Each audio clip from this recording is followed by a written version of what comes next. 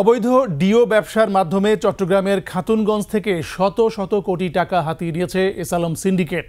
চিনি, ভোজ্য তেল সহ নিত্যপণ্যের বাজারে কৃত্রিম সংকট তৈরি করে বিপুল অর্থ আয় করেন তারা। এই সিন্ডিকেটের একক ছত্র নিয়ন্ত্রণ ছিল এসালমের বেআই মীর গ্রুপের আব্দুস সালাম ও তৎকালীন চেম্বার সভাপতি মাহবুবুল আলমের হাতে।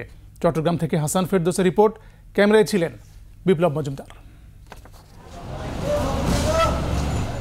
ভোগ্যপণ্য অবৈধ মজুত ও মূল্য কারসাজি রোধে 2011 সালে প্রজ্ঞাপনের মাধ্যমে ডেলিভারি অর্ডার বা ডিউ প্রথা বাতিল করে সাপ্লাই অর্ডার বা এসও জারি করে বাণিজ্য মন্ত্রণালয়। কিন্তু দেশের গুরুত্বপূর্ণ পাইকারি বাজার চট্টগ্রামের খাতুনগঞ্জে অবৈধ ডিও প্রথা বহাল রেখে চিনি, ভোজ্য তেল এবং ভোগ্যপণ্যের বাজারে একক ছত্র নিয়ন্ত্রণ প্রতিষ্ঠা করে মীর গ্রুপের আব্দুস সালাম এবং তৎকালীন চেম্বার সভাপতি মাহবুবুল আলম। ওয়ালটন টেলিভিশন মাত্র 25,490 টাকায় পাচ্ছেন গুগল টিভি। 1000 টন মাল কিনবেন, 1000 টনের মানে 100 টন করে হলে আপনি 10টা ডিও আপনার পকেটে রাখেন, এরকম অনেকে রাখে। এখন মিল থেকে যারা ডিও ডেলিভারি দেয় তাদের উচিত হবে আপনার ডিও আপনাকে ইস্যু করলাম আজকে 1 তারিখ, আপনি 10 তারিখের মধ্যে মাল নিয়ে নেবেন। এদিকে ডিওর মাধ্যমে চিনির বাড়তি দামে বিক্রির কথা অপকর্ষে স্বীকার করেছেন এসালম গ্রুপের চেয়ারম্যান সাইফুল আলম মাসুদের বেআই আব্দুস সালাম। জানান কারা কিভাবে সিন্ডিকেট নিয়ন্ত্রণ করেছেন। জিম্মি হয়ে যায়, আমি এটা না করে পারবো না, এটা করতে হবে, ওইটা করতে হবে, এই ধরনের অনেকগুলো জিম্মি হয়ে যায় মানুষ।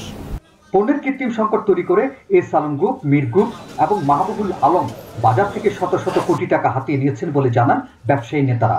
বলেন সিন্ডিকেটের কারণে ভোক্তা ও সাধারণ ব্যবসায়ীরা ক্ষতিগ্রস্ত হয়েছেন। আমরা আগে থেকেও বলে আসছি, এখনও বলছি, এই সিন্ডিকেট এগুলো কিন্তু ভেঙে দিতে হবে। এই সিন্ডিকেটের কারণে আমাদের সাধারণ মানুষ, আমাদের পরিবার পরিজন নিয়ে চলতে আমাদের অনেক কষ্ট হচ্ছে। ক্ষমতাচ্যুত হাসিনার সরকারের পৃষ্ঠপোষকতা দিয়েই ব্যবসা বাণিজ্যে সিন্ডিকেট তৈরি করেছিল। ব্যবসা বাণিজ্যে প্রতিযোগিতা ফেরাতে সুশাসন এবং গণতন্ত্র প্রয়োজন বলে মনে করছেন এই মুক্তিযোদ্ধা। বাজার ইকোনমির জায়গায় আপনার ব্যক্তিগত কিছু গোষ্ঠী মধ্যে চলে গেছে, জিনিসপত্রের দাম বাড়ছে এবং এই লোকগুলি টাকার গুণে, টাকার বাহাদুরিতে, টাকার হ্যাডমে তারা এমপি হয়েছে, মন্ত্রী হয়েছে, যা খুশি তা করতেছে।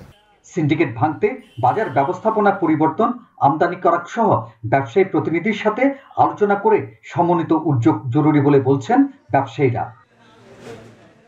হাসান ফেরদৌস, 21 টেলিভিশন, চট্টগ্রাম।